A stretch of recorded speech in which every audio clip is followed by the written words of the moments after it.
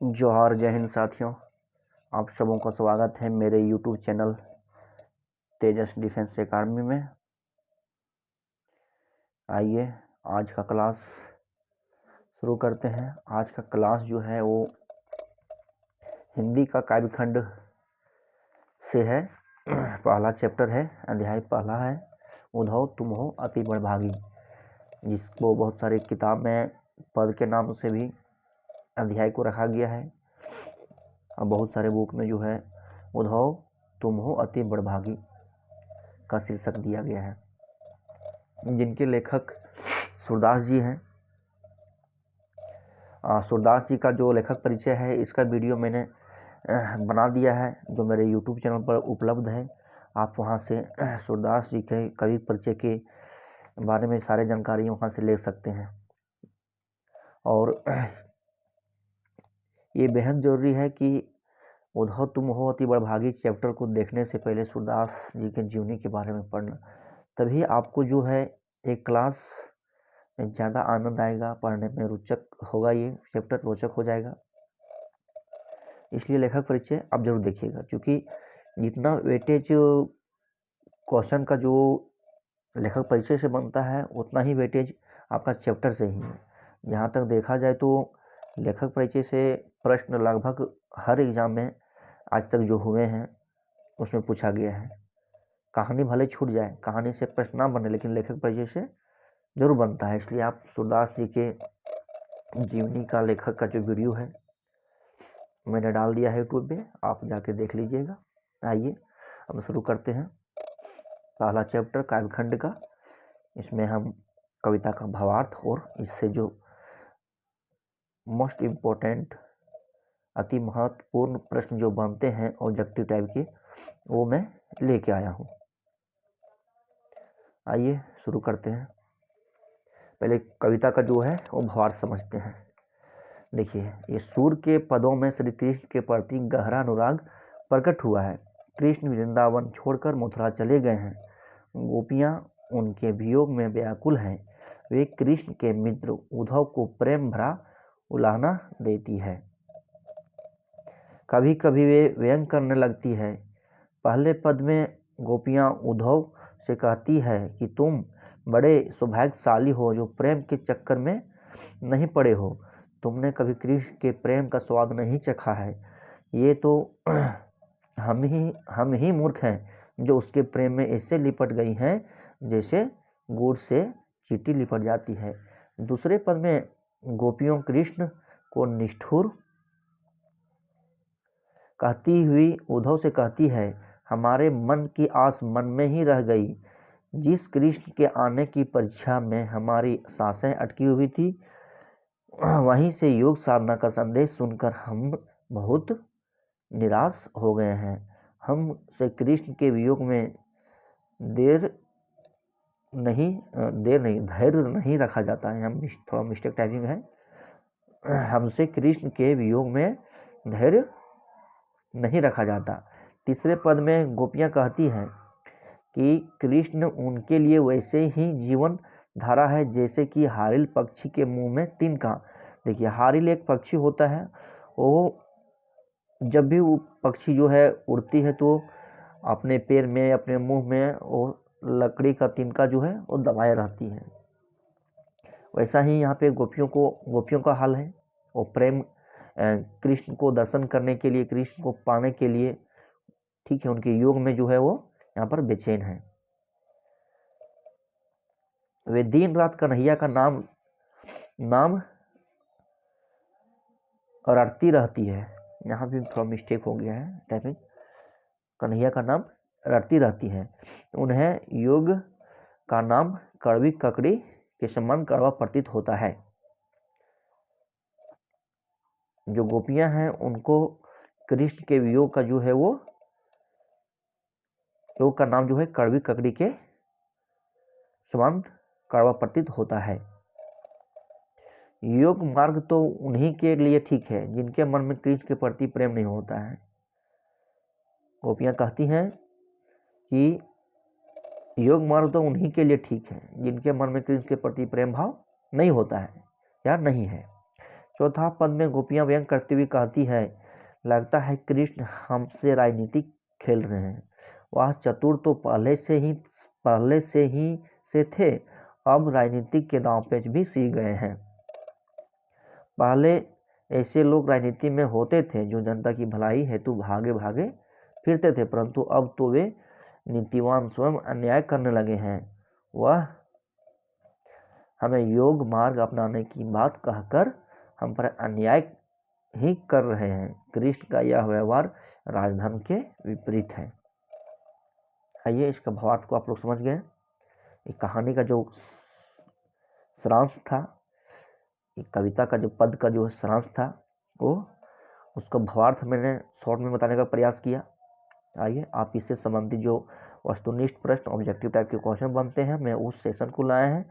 बस आप जो ये सारा सारांश पढ़ें, संक्षेप में कविता का भावार्थ जो पढ़ें, बस उसी से रिलेटेड सारे प्रश्न हैं। अगर आपने ध्यान से ये सुना होगा स्टोरी को या भावार्थ को, तो आपको बिल्कुल समझ में आएगा। आइए इसमें एक से एक इम्पोर्टेंट प्रश्न लेके आए हैं, जितने भी ऑब्जेक्टिव प्रश्न बनते हैं जो एग्जाम में पूछने लायक है। बस बेवजह का बेफालतू का प्रश्न यहाँ पर मैं लेके नहीं आया हूँ। जो मुझे लगा कि नहीं ऐसा क्वेश्चन प्रश्न जो है परीक्षा में बन सकता है, आ सकता है, तो मैंने वैसे प्रश्न को लेके आया हूँ। आइए सबसे पहला प्रश्न हम लोग जो है शुरू करते हैं। गोपियों के अनुसार राजा का धर्म क्या होना चाहिए? गोपियों के अनुसार राजा का धर्म क्या होना चाहिए? प्रजा का हित, प्रजा के साथ अन्याय, प्रजा से खैरात लेना, प्रजा से टैक्स लेना। आइए इसका आंसर हो जाएगा प्रजा का हित। इसका आंसर हो जाएगा प्रजा का हित। गोपियों के अनुसार राजा का धर्म क्या होना चाहिए? प्रजा का हित। जो राजा है वो जेन्युइन है कि वो प्रजा का हित के बारे में सोचे। प्रजा के साथ तो अन्याय नहीं कर सकता है, प्रजा से खैरात भी नहीं ले सकता है, प्रजा से टैक्स लेना भी नहीं है। तो थोड़ा सा भी अगर कॉमन सेंस का उपयोग करने से ये आंसर को आप सही टिक कर सकते थे। चलिए नेक्स्ट क्वेश्चन पे चलते हैं। आइए देखते हैं।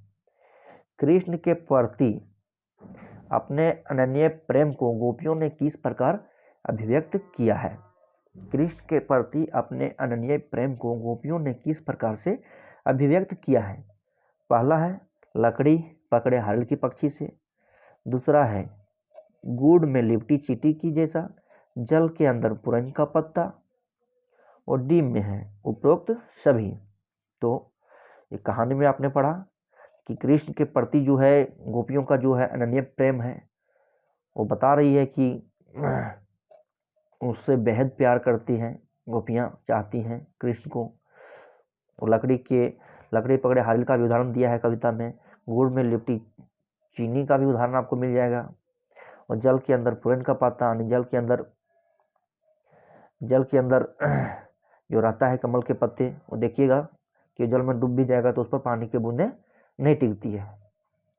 इसलिए इसका आंसर डी हो जाएगा सभी, उपरोक्त सभी, उपरोक्त सभी हो जाएंगे। ठीक है, आइए नेक्स्ट क्वेश्चन पे चलते हैं। तीसरा, कान्हा में कौन सा अलंकार प्रयुक्त हुआ है? कान्हा कृष्ण का पर्यायवाची है। कान्हा में कौन सा अलंकार प्रयुक्त हुआ है? ये है अनुप्रास अलंकार, बी है श्लेष अलंकार, सी है पुनरुक्ति अलंकार और डी है अमक अलंकार। तो इसका आंसर क्या हो जाएगा? इसका आंसर हो जाएगा पुनरुक्ति अलंकार। ठीक है, अलंकार से प्रश्न जो है आपको बनेंगे। मैं इसका ये अलंकार का से जो संबंधित प्रश्न है इसको मैं एक अलग वीडियो में लेकर आऊँगा और अलंकार के बारे में जो भी जानकारी है मैं बताऊँगा। आइए नेक्स्ट क्वेश्चन पे चलते हैं। नेक्स्ट क्वेश्चन देखते हैं। सूरदास ने भ्रमर गीत पद को किस सुर के साथ गाया है? देखिए क्या है ना, जो ये पद लिया गया है, कविता जो आपको पढ़ना है, उधो तुम हो अति बड़भागी, इस जो पद लिए गए हैं वो सूरदास के भ्रमर गीत से ही लिए गए हैं। ठीक है, इसीलिए इसको भ्रमर गीत भी कहा जाता है। सूरदास ने भ्रमर गीत पद को किस सुर के साथ गाया है? ये लय के साथ, बी ताल के साथ, सी ए और बी दोनों, डी इनमें से कोई नहीं। तो इसका आंसर हो जाएगा सी, ए और बी दोनों, और लय और ताल दोनों के साथ गाया गया है। आइए नेक्स्ट प्रश्न पर चलते हैं। सूरदास के भ्रमर गीत से कितने पद लिए गए हैं? मैंने आपको बताया कि 4 पद लिए गए हैं। आइए देखते हैं ऑप्शन, ए में 3, बी में 4, सी में 5, डी में 6। इसका आंसर हो जाएगा 4 पद लिए गए हैं। ठीक है, नेक्स्ट क्वेश्चन पे चलते हैं। सूरदास की भक्ति का रूप क्या है? बहुत तो इम्पोर्टेंट प्रश्न है ये आपका। सूरदास की भक्ति का रूप क्या है? ए वात्सल्य है, बी माधुर्य है, सी सख्य है और डी दास्य है। तो इसका आंसर हो जाएगा सख्य हो जाएगा। इसका आंसर क्या हो जाएगा? सख्य हो जाएगा। सूरदास की भक्ति का रूप जो है वो सख्य है। आइए नेक्स्ट क्वेश्चन पे चलते हैं। सूरदास के काव्य का सर्वप्रमुख गुण क्या है? सूरदास के काव्य का सर्वप्रमुख गुण क्या है? ओज है, माधुर्य है, प्रसाद है, मिश्रित है। तो इसका आंसर हो जाएगा माधुर्य, प्रेम भाव का। आइए नेक्स्ट क्वेश्चन पर चलते हैं। 8 नंबर पे देखते हैं 8वां प्रश्न क्या कह रहा है। भ्रमर गीत पद में उद्धव किस तरह गोपियों को समझाने का प्रयास करते हैं? भ्रमर गीत पद में उद्धव किस तरह गोपियों को समझाने का प्रयास करते हैं? राजनीतिक चतुराई से, सामाजिक संदेश से, धार्मिक ज्ञान से, इनमें से कोई नहीं। तो आपने ऊपर में देखा कि राजनीतिक चतुराई से जो है वो गोपियों को समझाने का प्रयास करते हैं। तो इसका आंसर हो जाएगा ये राजनीतिक चतुराई से। आइए नेक्स्ट प्रश्न में चलते हैं। भ्रमर गीत पद के आधार पर सूरदास ने चौथे पद में क्या संदेश दिया है? भ्रमर गीत पद के आधार पर सूरदास ने चौथे पद में क्या संदेश दिया है? तो चौथे पद में जो है ज्ञान क्या दिया था? राजधर्म का ज्ञान दिया था। तो ए में ऑप्शन है ज्ञान, बी में प्रेम, सी में राजधर्म और डी में इनमें से कोई नहीं। तो इसका आंसर हो जाएगा राजधर्म। ठीक, नेक्स्ट क्वेश्चन पे चलते हैं। 10वां नंबर। भ्रमर गीत पद में हरि किसे कहा गया है? ये हरि भी जो है कृष्ण का पर्यायवाची शब्द ही है। देखिए पहला ऑप्शन है राम, कृष्ण, उद्धव और डी में इनमें से कोई नहीं। तो इसका आंसर क्या हो जाएगा? इसका आंसर कृष्ण हो जाएगा। नेक्स्ट क्वेश्चन पे चलते हैं। आइए देखते हैं 11 नंबर क्वेश्चन। भ्रमर गीत पद में गोपियों ने उद्धव की समानता किससे की है? भ्रमर गीत पद में गोपियों ने उद्धव की समानता किससे की है? कमल के पत्ते से, तेल की बूंद से, ये और बी दोनों, इनमें से कोई नहीं। हाँ, गोपियाँ उद्धव को जो है कहती है कि आप कृष्ण के साथ में रहते हुए भी कृष्ण से आपका मित्रता रहते हुए भी आप कृष्ण के प्रेम से वंचित हैं। जैसे कि कमल के पत्ता जिस तरह से पानी में रहते हुए भी उस पर पानी के बूंद नहीं ठहरते हैं, अगर तेल से लगी हुई गगरी को पानी में डुबाया जाए तो उस पर भी तेल की बूंदें नहीं ठहरती है। सेम ये दोनों जो है आंसर इसका हो जाएगा, ये और भी दोनों हो जाएगा। नेक्स्ट क्वेश्चन पे चलते हैं। आइए देखते हैं। भ्रमर गीत कविता के आधार पर कृष्ण के प्रति कौन सी भावना गोपियों के मन में रह गई? भ्रमर गीत कविता के आधार पर कृष्ण के प्रति कौन सी भावना गोपियों के मन में रह गई? प्रेम भावना, क्रोध भावना, दया भावना, इनमें से कोई नहीं। तो इसका आंसर हो जाएगा क्या? वो प्रेम भावना जो है वो रह गया। कृष्ण जी तो वहां से वृंदावन से मथुरा चले गए थे, तो वहां से आए नहीं, प्रेम में तड़पते रह गई गोपियां लोग। ठीक है, इसका आंसर हो जाएगा ये हो जाएगा। चलिए नेक्स्ट क्वेश्चन पे चलते हैं। भ्रमर गीत पद में योग संदेश का प्रयोग किस रूप में किया गया है? कड़वी ककड़ी के रूप में, कड़वा करेला के रूप में, कूड़ के रूप में और इनमें से कोई नहीं।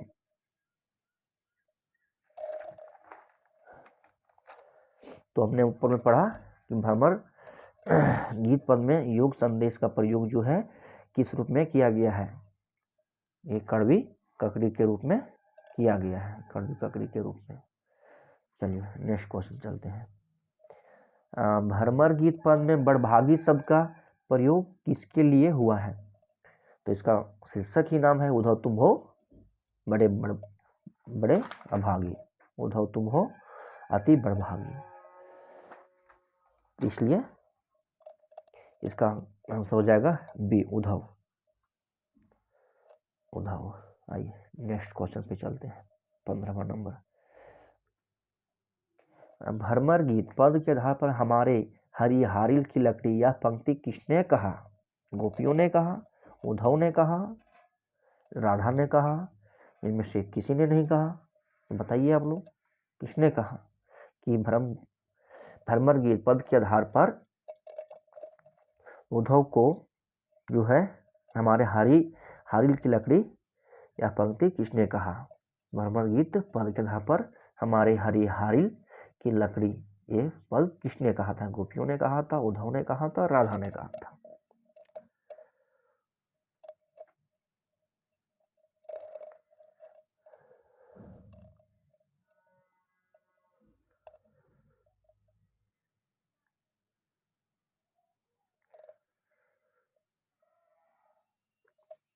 कमेंट करिए आप लोग।